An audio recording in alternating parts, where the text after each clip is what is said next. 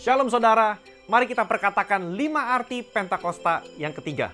Yang pertama, Pentakosta ketiga adalah pencurahan Roh Kudus yang dahsyat di zaman ini melebihi yang terjadi di Azusa Street. Yang kedua, Pentakosta ketiga akan mengakibatkan penuaian jiwa yang terbesar dan yang terakhir sebelum kedatangan Tuhan Yesus kali yang kedua. Yang ketiga, Pentakosta ketiga akan membangkitkan generasi Yeremia, yaitu anak-anak muda yang dipenuhi Roh Kudus, cinta mati-matian kepada Tuhan Yesus, tidak kompromi dengan dosa, dan bergerak untuk memenangkan jiwa. Yang keempat, Pentakosta ketiga lahir di Indonesia dan akan bergerak ke bangsa-bangsa dari timur ke barat dan akan kembali ke Yerusalem. Yang kelima, Pentakosta ketiga akan memberikan kuasa untuk menyelesaikan amanat agung dan sesudah itu Tuhan Yesus datang kembali. Semangat, haleluya. Halo, shalom semuanya. Saat ini kita berada di era di mana kebebasan pribadi dijunjung tinggi dan dihormati. Setiap pribadi dapat secara bebas memilih sesuai kehendaknya sendiri. Namun di dalam iman Kristen, kita juga percaya akan adanya kedaulatan Tuhan. Bagaimana Tuhan sudah menetapkan setiap rangkaian hidup kita.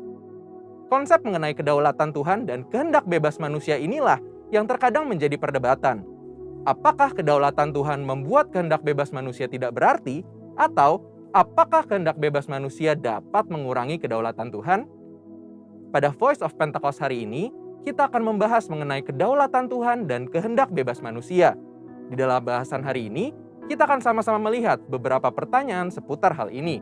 Pertanyaan pertama dan menjadi pertanyaan sentral yang sering ditanyakan adalah, apakah kehendak bebas manusia melawan kedaulatan Tuhan? Pertama-tama, kita harus paham bahwa kehendak bebas manusia adalah pemberian dari Tuhan. Kejadian 1 ayat 26a berkata, manusia diciptakan sesuai dengan gambar dan rupa Allah. Salah satu bentuk keserupaan tersebut adalah manusia diberikan akal budi untuk berpikir dan menimbang setiap keputusannya. Manusia tidak diciptakan seperti robot atau mesin yang hanya beroperasi mengikuti perintah sang operator. Dalam perjalanan hidup seorang manusia, banyak pilihan yang harus diambil. Sebagai makhluk berakal budi, manusia dilatih untuk dapat mempertimbangkan segala pilihan yang ada. Inilah yang disebut dengan kehendak bebas. Walaupun manusia diciptakan dengan kehendak bebas atas setiap pilihannya, Tuhan juga mengajar manusia untuk hidup bertanggung jawab karena ada konsekuensi dari setiap keputusan yang diambil. Inilah bentuk kedaulatan Tuhan, di mana Ia sebagai pencipta memilih untuk menciptakan manusia dengan kehendak bebas dan segala konsekuensinya. Ini sekaligus membuktikan bahwa kehendak bebas manusia bukanlah sesuatu yang dapat melunturkan kemahakuasaan dan kedaulatan Tuhan. Bila kehendak bebas dipakai manusia secara negatif, manusia menjadi bebas tanpa aturan, hukum, etika, dan moral.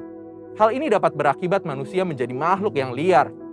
Tapi apabila manusia menggunakan kehendak bebasnya untuk memilih yang baik dan benar, maka ia dapat memaksimalkan potensinya sesuai dengan apa yang dirancangkan oleh Allah.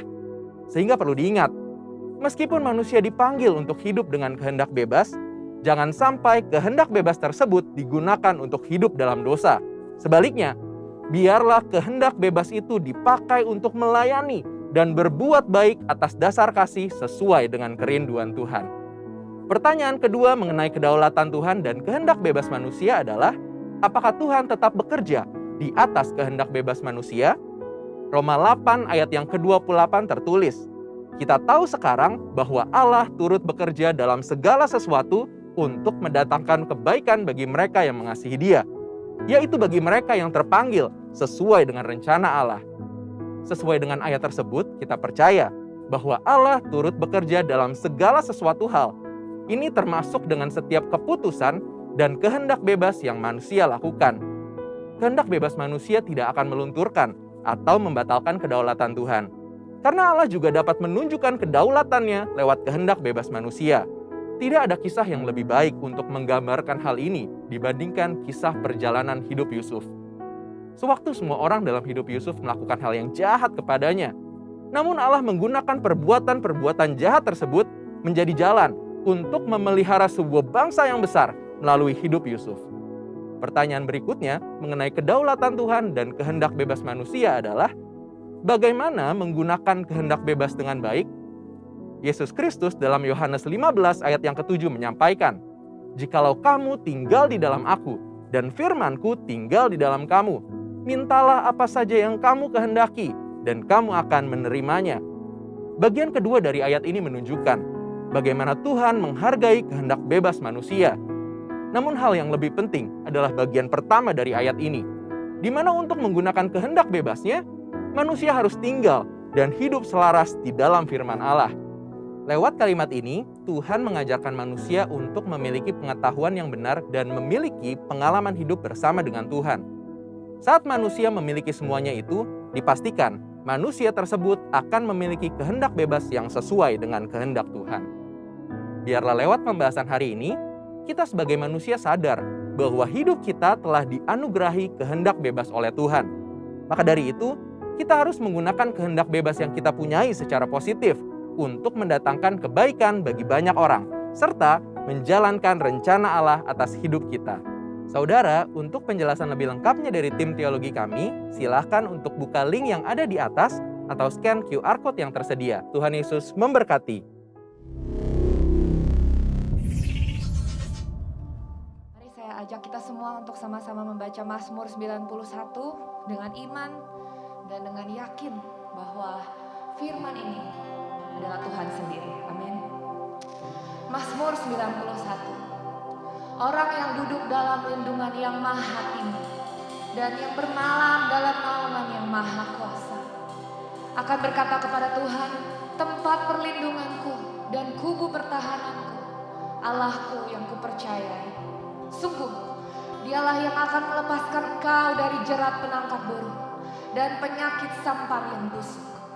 Dengan kepaknya, Ia akan menudungi engkau. Di bawah sayapnya engkau akan berlindung. Kesetiaannya ialah perisai dan pagar tembok. Engkau tak usah takut terhadap kedahsyatan malam, terhadap panah yang terbang di waktu siang, terhadap penyakit sampar yang berjalan di dalam gelap, terhadap penyakit menular yang mengamuk di waktu petang. Walau 1000 orang rebah di sisimu dan 10.000 di sebelah kananmu, tetapi itu tidak akan menimpamu. Engkau hanya menontonnya dengan matamu sendiri dan melihat pembalasan terhadap orang-orang fasik. Sebab Tuhan ialah tempat perlindunganmu, yang maha tinggi telah kau buat tempat perteduhanmu.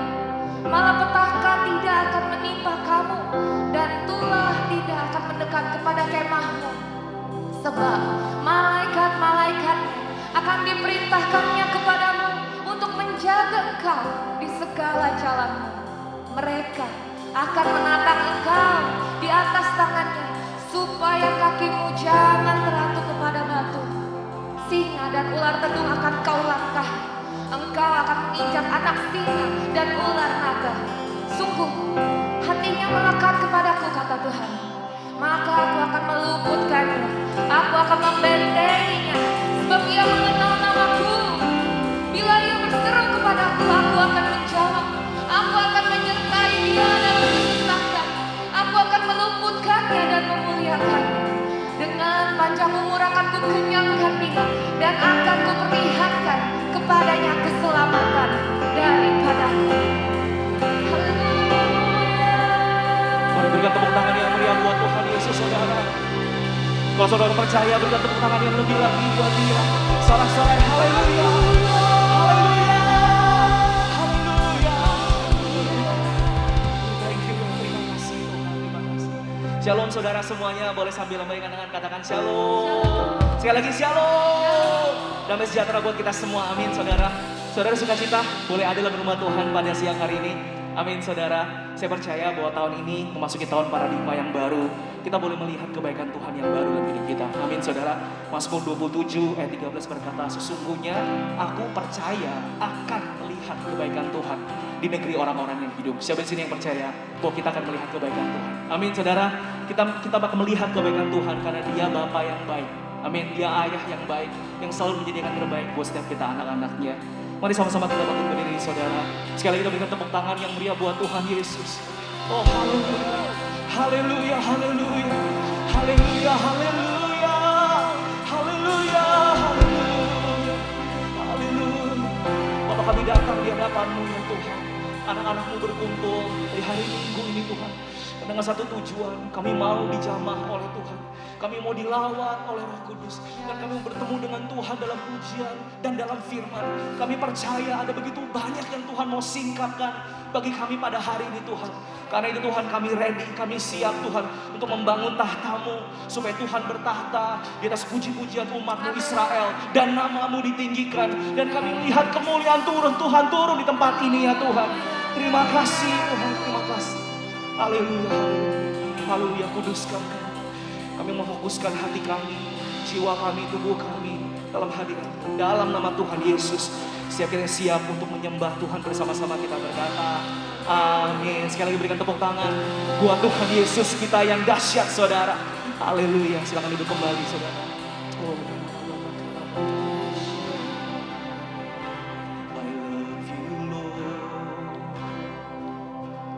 For your mercy never fails me, and all my days I've been held in your hands. From the moment that I wake up until I lay my head, oh I will sing of the goodness of God. Katakan, I love you Lord. For your mercy never fails me, and all my days I've been held in your hands. From the moment that I wake up until I lay my head, and I will sing of the goodness of God. Come on, lift up your hands and sing it out. All my life you have been faithful. Oh, all my life you have been so, so good. With every breath that I am making, I will sing of the goodness of God. I love your voice. I love your voice. To the fire in darkest night, you are close like no other. It's true, Lord. I've known you as a father, my Father. I've known you as a friend, and I have lived in the goodness of God. You are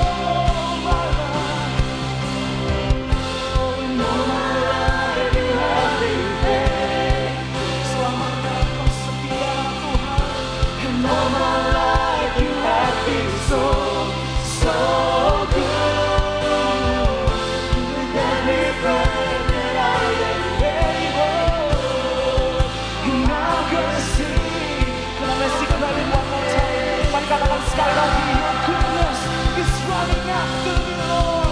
Your goodness is running after me. By faith, your goodness is running after me. My life laid down, I surrender now. I give you everything, Lord. Your goodness is running after me.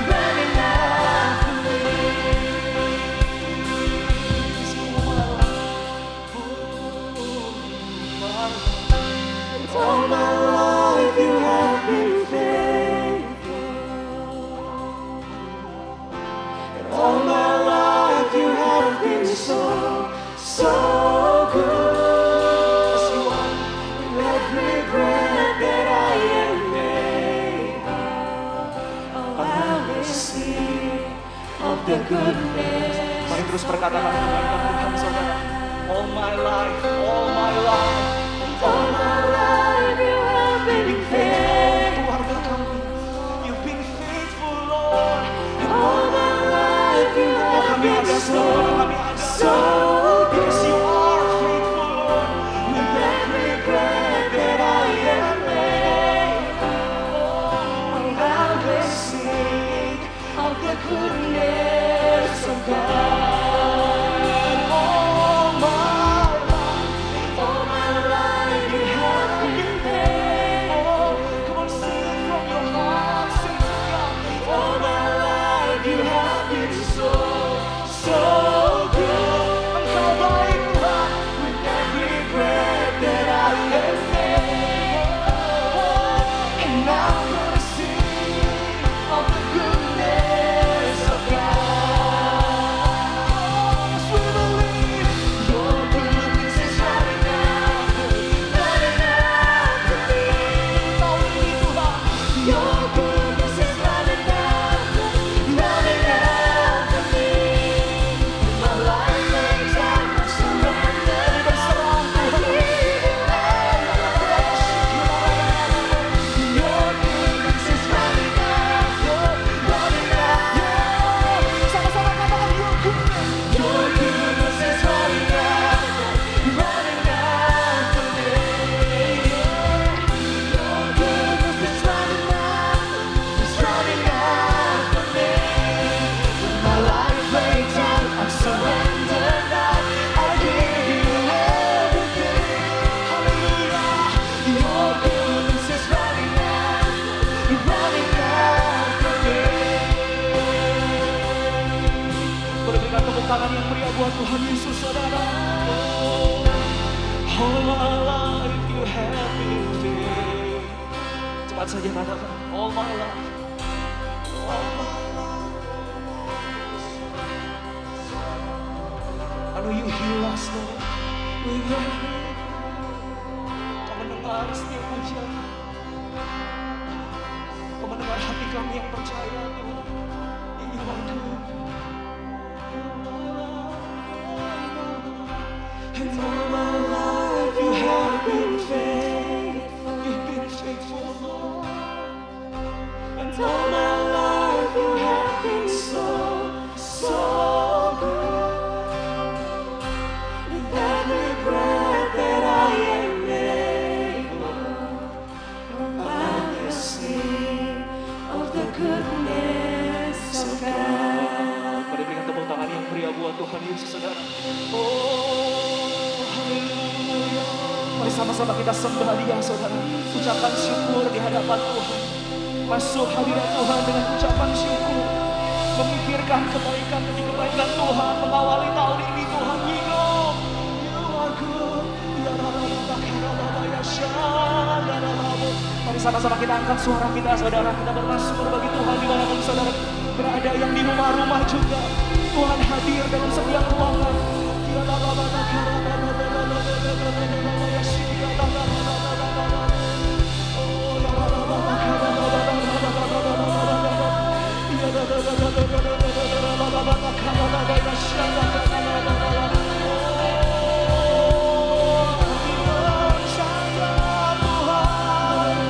Engkau juru selamatku, Engkau berbuat kebaikan.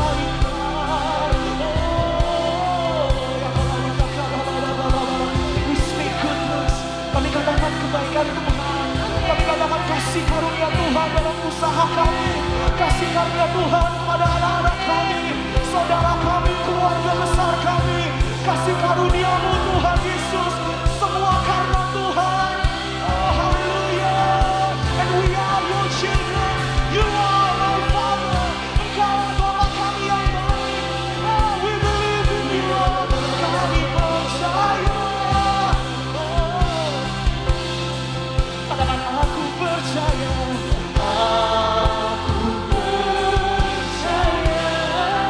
Sama seperti Daud berkata, berkat-Mu atasku melimpah. Mari dukung kuat saudara untuk tahun ini. Come on. Kebajikan, kemurahan selalu mengikutiku. Ku puji, ku sembah. Haleluya. Sama-sama kita bangkit berdiri, angkat tangan dan berkata, aku percaya. With all my heart, Lord. Aku percaya.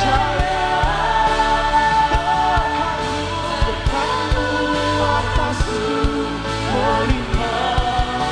Kebajikan-Mu, kebajikan, kemurahan selalu mengikutiku. Ku puji, ku sembah Tuhan. Cepat saja katakan aku percaya. Aku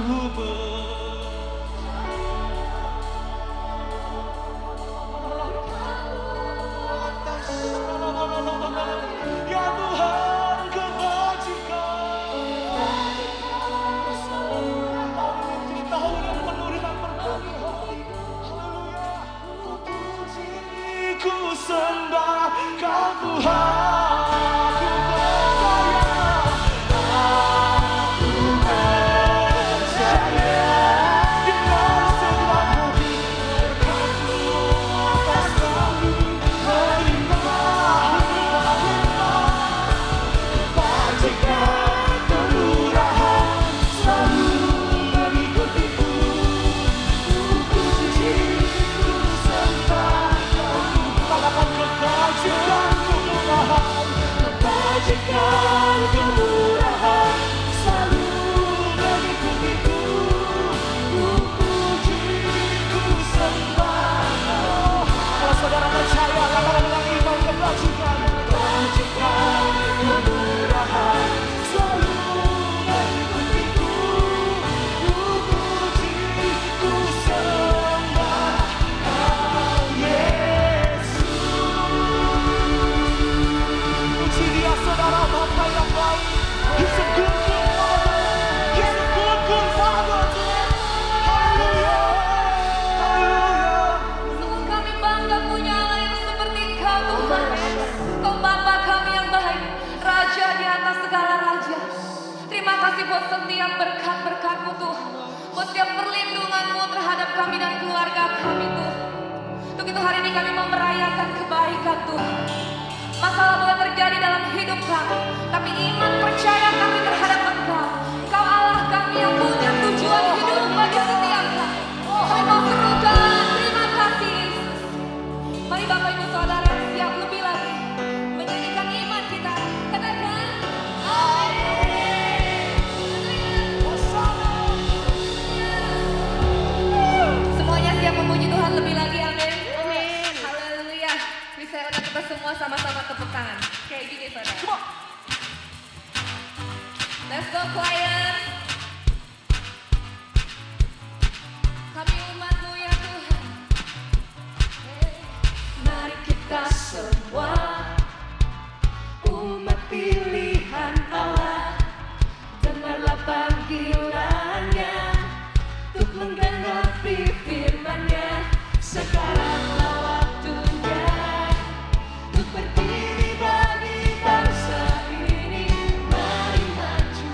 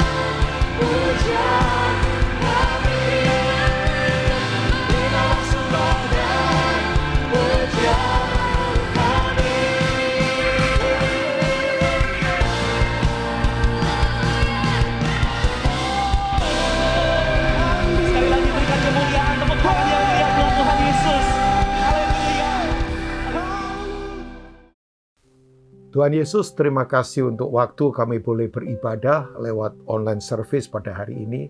Hadirat-Mu ada di rumah kami masing-masing, dimanapun kami berada. Terima kasih untuk kepercayaan hamba-Mu boleh melayani, urapi hamba-Mu, berbicaralah. Hamba berdoa, firman yang hidup, yang berkuasa, yang lebih tajam dari pedang bermata dua manapun, akan menembus ke dalam hati kami, menyembuhkan, menguatkan, menegur, dan membuat kami makin serupa dengan karakter Kristus. Terima kasih, kami buka hati, bersuaralah. Dalam nama Tuhan Yesus, amin. Ya, shalom Bapak Ibu semua yang ada di GBI Puri Mall, dimanapun Bapak Ibu berada, apa kabar? Saya yakin semua kita baik dan sungguh luar biasa dalam anugerah Tuhan. Nah, saya bersyukur hari ini dipercaya untuk melayani di ibadah online di GBI Puri Mall. Ya, ini semua anugerah dari Tuhan. Saya berterima kasih buat sahabat saya, kakak senior saya, Pastor Samuel Gunawan, dengan semua diaken yang ada juga, Pastor Dio, dan tentunya sekali lagi semua para pengerja yang saya kasih. Nah, tanpa menggurui, tanpa merasa paling tahu, tanpa merasa paling pintar, sama sekali tidak, ya. Tapi sebagai hamba Tuhan, saya ingin mengajak kita untuk kembali merenungkan prinsip yang ada dalam firman Tuhan. Izinkan saya hari ini berbicara tentang prinsip namanya dipercaya oleh Tuhan, ya kan? Nah, Bapak Ibu mungkin yang sering belajar, ya, kata iman itu kan kata itu ya, kita tahu iman itu penting karena itu adalah prinsip kehidupan. Nah, iman sendiri itu berasal dari kata bahasa Yunaninya ditulis dengan kata pistis, ya, itu pistis itu iman. Tapi kemudian iman itu harus teraplikasi, ya, dalam sebuah tindakan namanya kesetiaan, namanya pisteo. Ya, itu kata kerja dari iman. Jadi kuncinya adalah di mana orang beriman pasti dia setia kepada Tuhan. Nah, saya ingin mengajak ini karena begini Bapak Ibu semua. Ternyata iman kita itu harusnya punya dua sisi. Maksud saya begini, saya percaya pada Tuhan. Oke, itu dari sisi saya. Jelas, saya harus percaya pada Tuhan. Alkitab berkata, tanpa iman tidak seorang pun berkenan kepada Allah. Tapi sisi yang lainnya yang harus kita renungkan juga adalah apakah Tuhan itu juga percaya sama kita. Bukan Tuhan beriman pada kita loh, bukan ya. Tapi ini sisi karakter kita yang memang bisa dipercayai. Sekali lagi, sisi karakter kita yang memang bisa dipercayai. Nah, saya sungguh-sungguh mengajak jemaat GBI Puri, mari jadilah orang yang bisa dipercaya oleh Tuhan. Sekali lagi bukan Tuhan beriman pada kita, bukan. Tapi ini sisi karakter yang bisa dipercayai dalam kehidupan kita. Nah, kalau kita melihat penciptaan langit dan bumi, ya Bapak Ibu bisa baca di Kejadian pasal pertama. Langit dan bumi itu diciptakan kan 6 hari dalam waktu Tuhan. Ya, waktu Tuhan ciptakan terang dan gelap, cakrawala, Tuhan ciptakan lautan, daratan, tumbuhan, binatang, ikan, dan sebagainya. Bapak Ibu bisa membaca itu. Itu setiap kali Tuhan ciptakan, dari hari pertama sampai hari kelima, selalu setiap kali hari pertama ditutup, selalu Tuhan berkata begini, it was good, sungguh baik. Ya, katakan sungguh baik Bapak Ibu, sungguh baik. Ya. Nah, untuk hari ketiga, kata it was good itu diulang 2 kali. Ya, makanya tradisi orang Yahudi berkata, hari ketiga itu double blessing. Ya, karena diulang 2 kali tadi. Makanya kalau kita misalnya membaca Yohanes pasal 2, Yohanes menulis begini, pada hari ketiga ada perkawinan di Kana. Ya, buat orang Yahudi hari ketiga itu dianggap berkatnya double. Ya, makanya mereka sering mengadakan acara di hari ketiga. Nah, itu. Tapi fokus saya nggak di situ. Nah, khusus hari ke-6 Bapak Ibu ya. Nah, itu adalah kita diciptakan. Saya akan bacakan buat Bapak Ibu semua. Kejadian pasal pertama. Kita coba lihat ayat yang ke-26 ya. Berfirmanlah Allah, baiklah kita menjadikan manusia menurut gambar dan rupa kita, supaya mereka berkuasa atas ikan-ikan di laut dan burung-burung di udara, dan atas ternak, atas seluruh bumi, dan atas segala binatang melata yang merayap di bumi.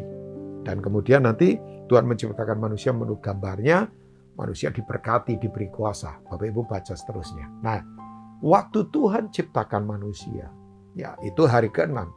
Kemudian ditutup di ayat 31.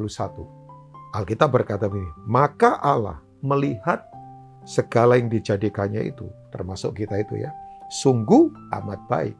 Jadilah petang dan jadilah pagi, itulah hari ke-6. Kalau hari pertama sampai hari ke-5 ditulis dengan kata sungguh baik. Ya, tapi khusus hari ke-6 itu ditulisnya adalah it was very good. Sungguh amat baik. Beda ya, nilainya, kualitasnya berbeda. Nah, percayalah, semua yang Tuhan ciptakan itu baik, gak ada yang buruk.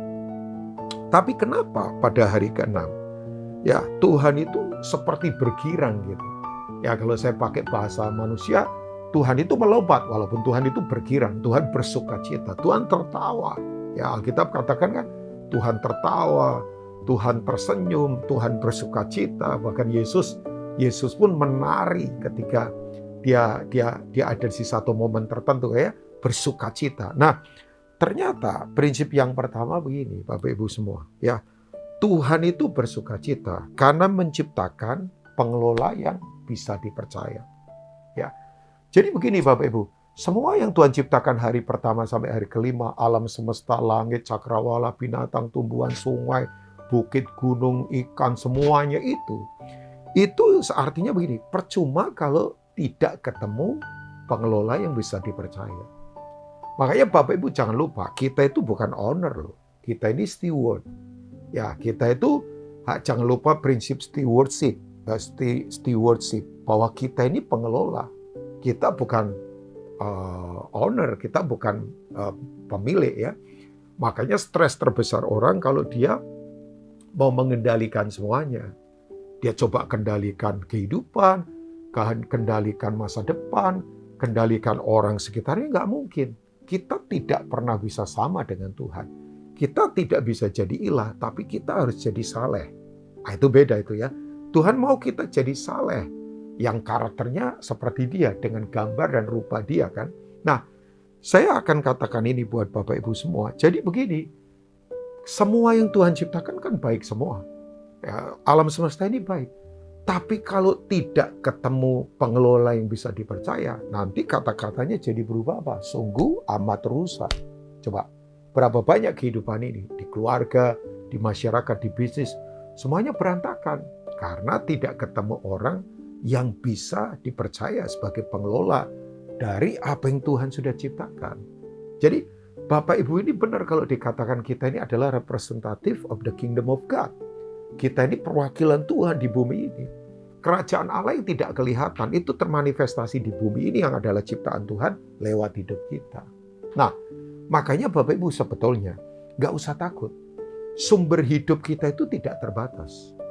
Ya, saya kemudian merenung begini, hebat ya kasih Tuhan itu. Begitu dalam, begitu lebar, begitu tinggi, begitu luas tak terselami yang Paulus katakan. Supaya aku bisa mengenal itu, walaupun itu melampaui segala pengetahuan. Ya, maksud saya begini, kenapa kok kita diciptakan hari ke-6? Kok nggak hari pertama? Biasanya semuanya kan orang maunya jadi nomor 1 kan. Ya, karir nomor 1, prestasinya nomor 1, perlombaan pengen nomor 1, ya kan? Tapi begini, ternyata Tuhan itu sebelum dia ciptakan kita, dia sudah sediakan semua yang kita perlukan sebelum dia ciptakan kita. Nah, itu luar biasa. Coba sampai saya berkata begini, kenapa manusia tidak ciptakan hari pertama? Lawang ramai saja banyak yang stres, apalagi kosong. Tuhan tidak mau kita kosong, Tuhan tidak mau kita sukar, Tuhan tidak mau kita sengsara, Tuhan tidak mau kita nggak ada support system dalam kehidupan.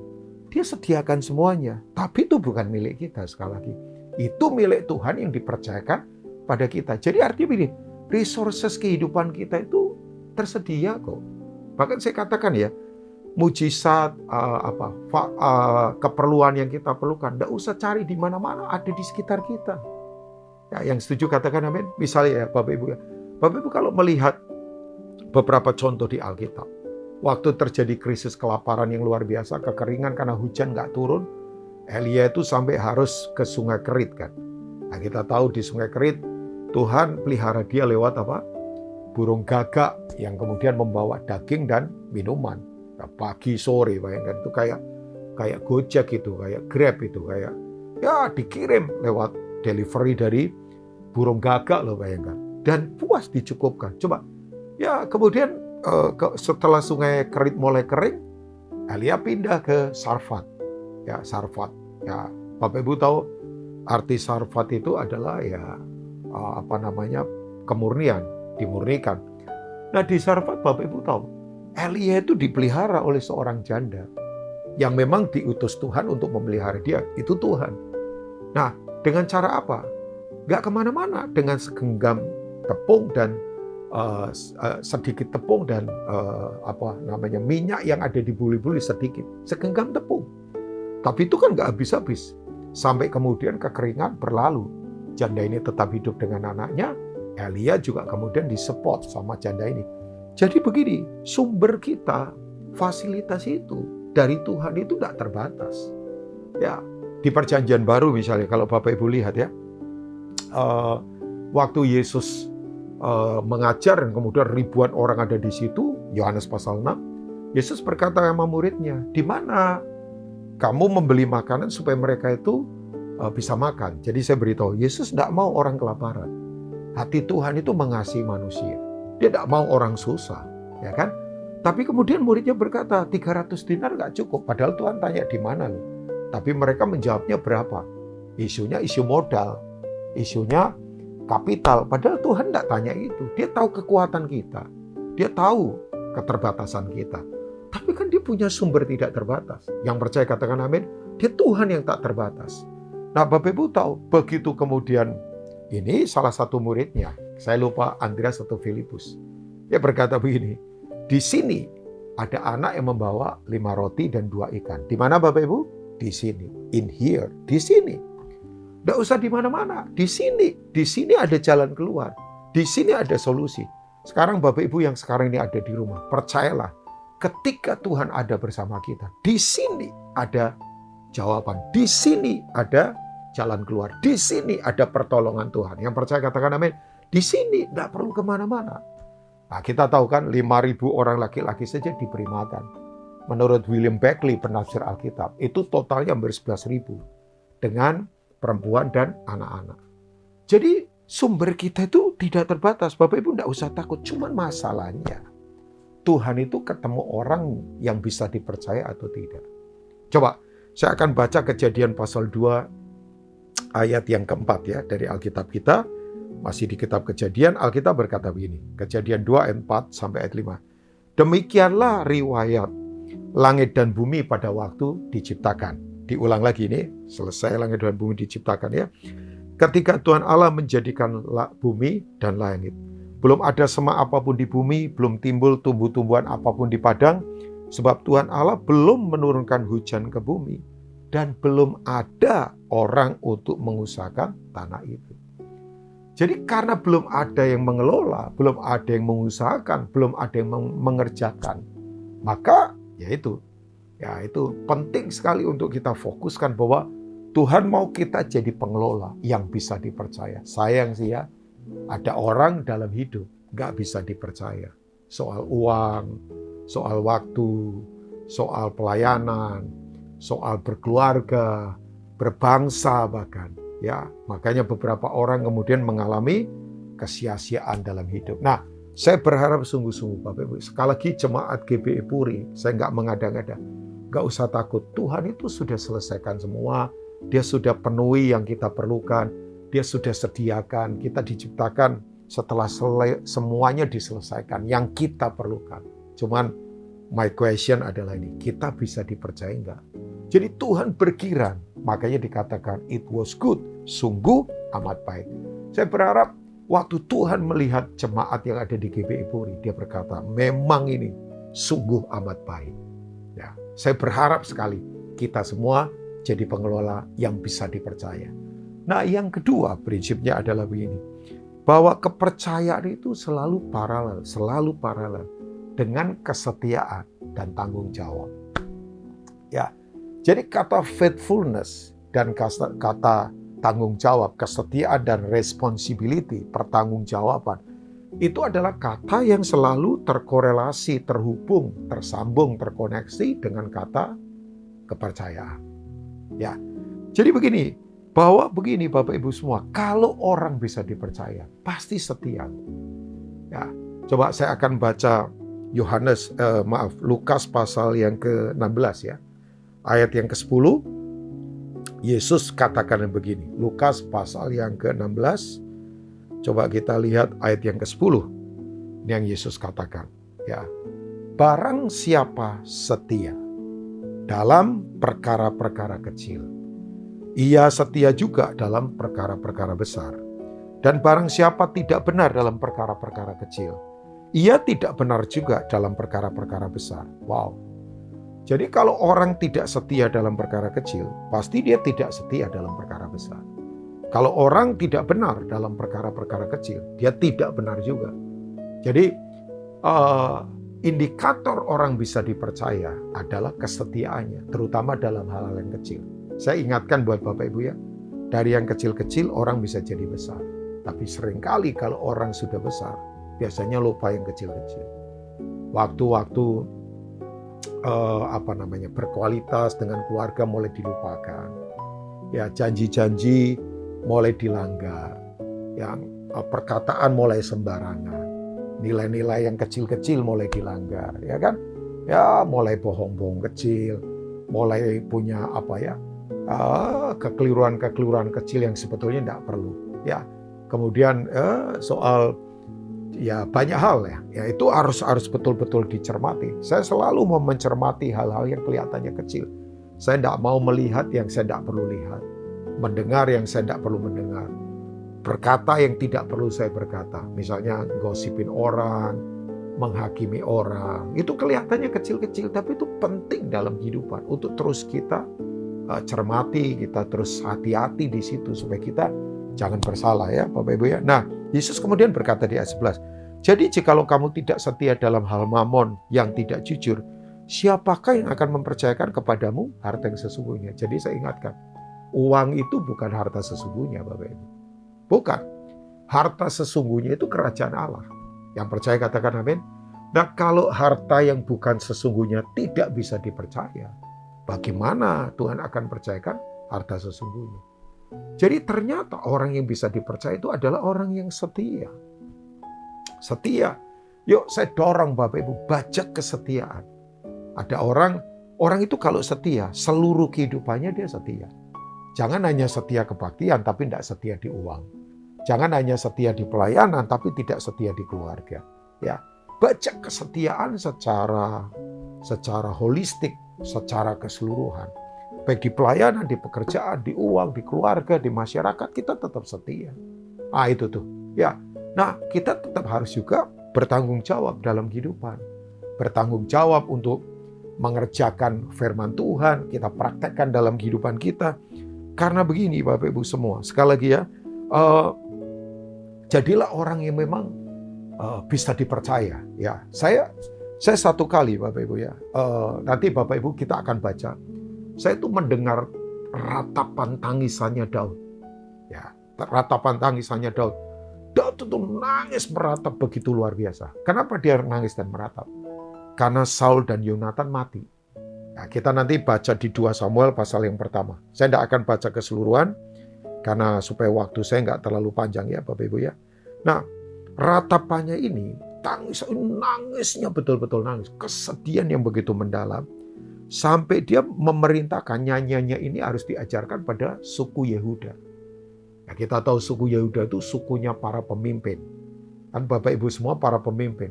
Ya, seorang pria memimpin di rumah tangganya, memimpin di perusahaan. Seorang ibu juga mungkin ada yang memimpin anak-anak buah, memimpin anak-anaknya. Semua kita pemimpin. Ini suku para pemimpin. Nah, coba kita lihat ayat 17 dari 2 Samuel pasal pertama.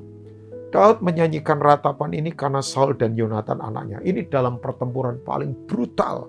Sampai matinya Saul itu betul-betul sangat luar biasa. Ya, luka parah sampai kemudian dia minta seseorang tusukkan pedangnya ke tubuhnya. Ya, karena dia sekarat begitu luar biasa. Kita kan ada di pertempuran yang ngeri, brutal dalam kehidupan ya. Dan ia memberi perintah untuk mengajarkan nyanyian ini kepada Bani Yehuda. Itu ada tertulis dalam kitab Orang Jujur, ya, yang tadi sudah katakan. Nah, nyanyiannya itu ada ayat di 19, ayat 25, ayat 27. 3 kata ini diulang. Satu kata kalau diulang sampai beberapa kali, itu penting banget. Alkitab berkata begini, kepermainanmu, hai Israel, mati terbunuh di bukit-bukitmu. Betapa gugur para pahlawan. Coba lihat ayat 25, betapa gugur para pahlawan. Diulang lagi ayat 27, betapa gugur para pahlawan. Ya, terjemahnya King James ditulis dengan kata ini. How are the mighty fallen? Mengapa orang-orang hebat pada berjatuhan? Ya, saya melihat ya sekarang ini banyak orang yang hebat-hebat pada berjatuhan. Jatuh karena seks, jatuh karena moralitas, jatuh karena uang, jatuh karena kesombongan, jatuh karena kekuasaan. How are the mighty fallen? Saya waktu membaca ini hati saya terpukul luar biasa. Saya berkata, Tuhan dalam anugerah-Mu, saya mau finishing well. Saya tidak mau memulai dengan bagus, tapi kemudian uang membutakan saya, kekuasaan membutakan saya, sampai saya kehilangan kesetiaan pada Tuhan. Bahkan saya katakan ya Bapak Ibu, dalam hati saya berkata, saya mending kehilangan pelayanan daripada kehilangan Tuhan. Oh iya kan? Saya selalu berkata, mending kita kehilangan pekerjaan daripada kehilangan Tuhan. Ya, artinya begini, banyak orang kompromi demi pekerjaan. Tapi kemudian mereka kehilangan hadirat Tuhan. Nah, hopefully, mari kita jadilah orang yang setia dan bertanggung jawab. Nah, saya beritahu, saya selesai dengan ini. Kalau kemudian orang yang setia, orang yang bisa dipercaya, itu akan punya kapasitas yang sungguh berbeda. Ya, saya beritahu buat Bapak Ibu semua, kapasitas kita itu merupakan cermin kepercayaan Tuhan dalam hidup kita. Yuk, saya dorong sebagai saudara untuk GBI Puri ini, mari miliki kapasitas hati yang luas, Bapak Ibu. Ya, karena Tuhan akan percayakan hal-hal yang luar biasa. Bahkan untuk generasi baru saya percaya.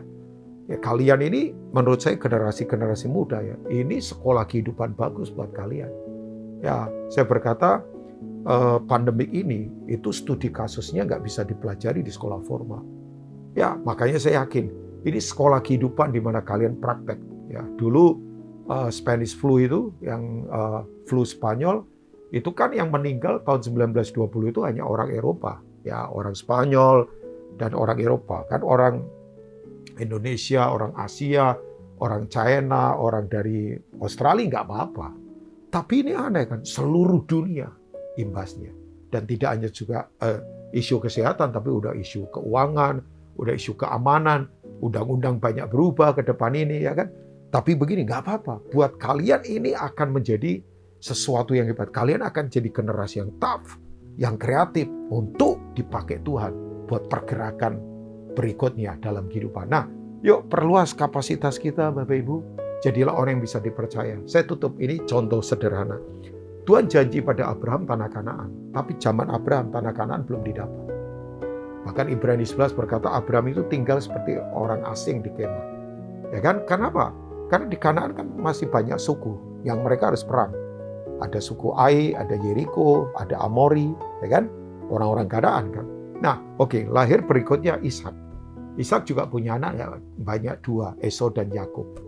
Gak banyak juga, keluarganya masih kecil, ya kan? Beberapa orang saja dengan hamba-hambanya, belum bisa perang. Muncul lagi Yakub lebih lumayan 12 orang dengan beberapa anak lagi dari beberapa budaknya, istri-istrinya. Tapi juga masih puluhan, belum banyak. Akhirnya mereka harus ke Mesir. 70 orang ada di Goshen, zamannya Yusuf.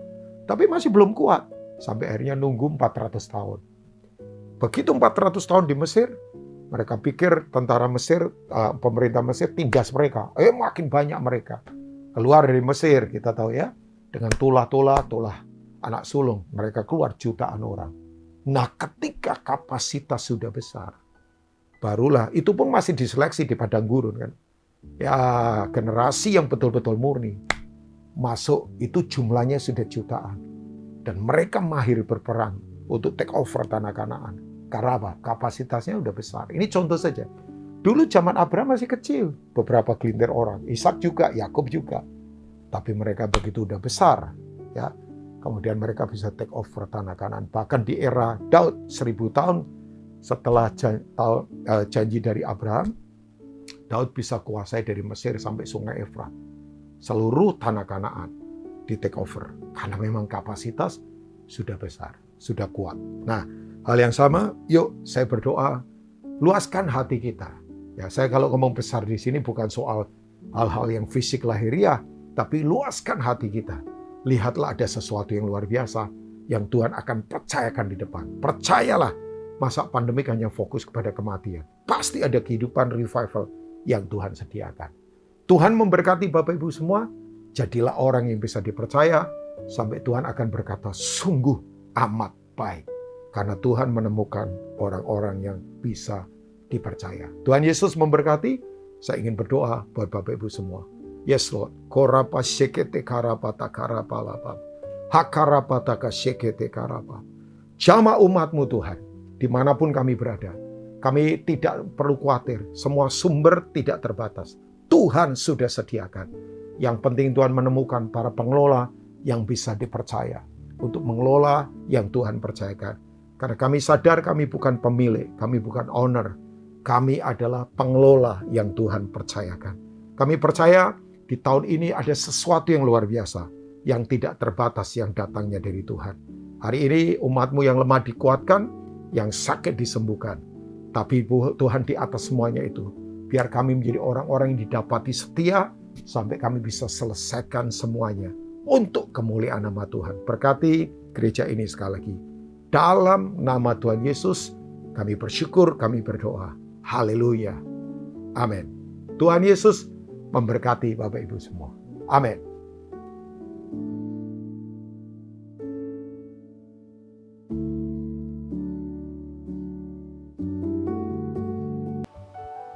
Untuk jemaat yang menyaksikan secara online, telah ada di layar saudara untuk QR Code-nya. Sebelum memberi, kita akan berdoa bersama-sama saudara, kita bersatu dalam doa. Kami bersyukur selalu buat penyertaan Tuhan, buat kebaikan, buat segala berkat yang Kau percayakan bagi setiap kami sampai detik ini ya Tuhan. Kami percaya semua karena kebaikan dan kesetiaan-Mu. Kami bersyukur Tuhan. Terima kasih Tuhan, terima kasih. Satu hal ya Tuhan, kami tahu di mana harta kami berada, di situ hati kami berada ya Tuhan. Dan kami mau terus hati kami terpaut hanya kepadamu ya Tuhan. Berkati persembahan kami Tuhan, pakai Tuhan sebagai alat-Mu. Jadi berkat bagi banyak jiwa untuk pelebaran kerajaan-Mu di tempat ini juga ya Tuhan. Terima kasih Tuhan, segala kemuliaan, segala berkat Tuhan. Hanya bagi nama-Mu, di dalam nama Tuhan Yesus kami berdoa. Amin.